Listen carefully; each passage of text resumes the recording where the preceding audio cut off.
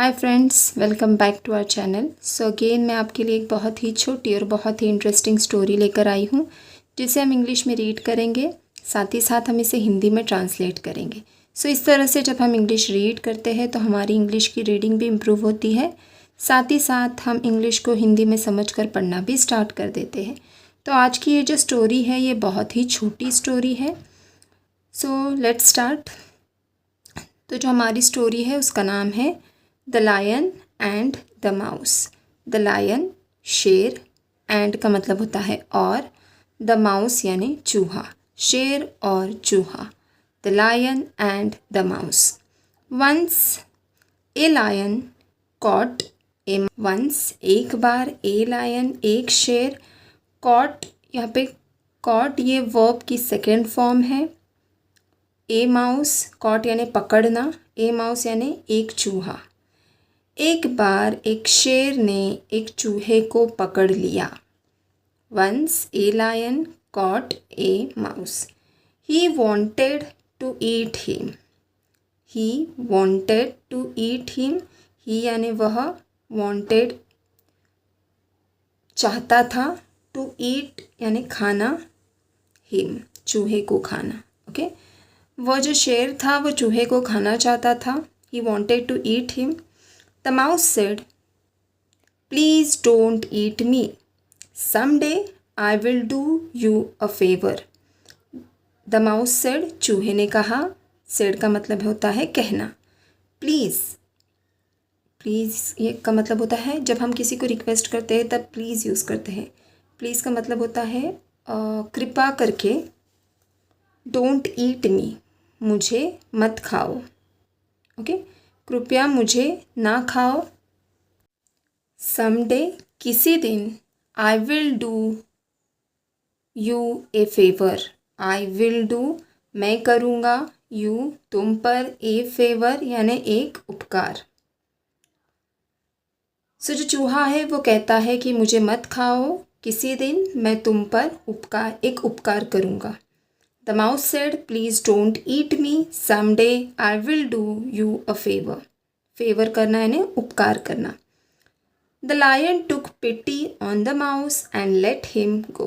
The lion took pity, शेर ने, took pity का मतलब होता है दया आना। सो शेर को चूहे पर दया आई, and let him go का मतलब है उसे जाने दिया। Okay, After a few days, the lion got caught in a hunter's net. After a few days, कुछ दिनों बाद, after का मतलब होता है बाद में, a few days का मतलब है कुछ दिनों के बाद। The lion got caught, जो शेर था, caught का मतलब है पकड़ा जाना। So शेर पकड़ा गया। इन ए हंटर्स नेट, हंटर्स का मतलब होता है ए हंटर्स एक शिकारी, यहाँ पे एपोस्ट्रॉफी एस है तो एक शिकारी के नेट यानी जाल में। सो जो शेर था वह एक शिकारी के जाल में पकड़ा गया।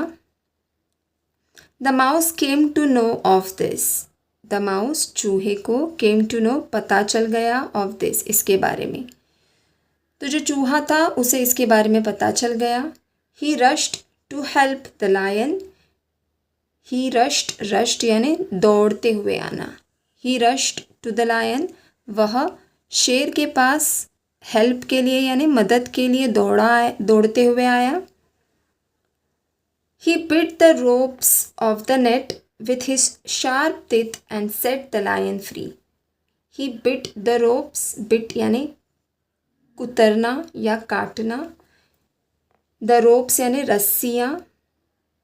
तो जो चूहा था उसने रस्सियों को कुतरना शुरू कर दिया।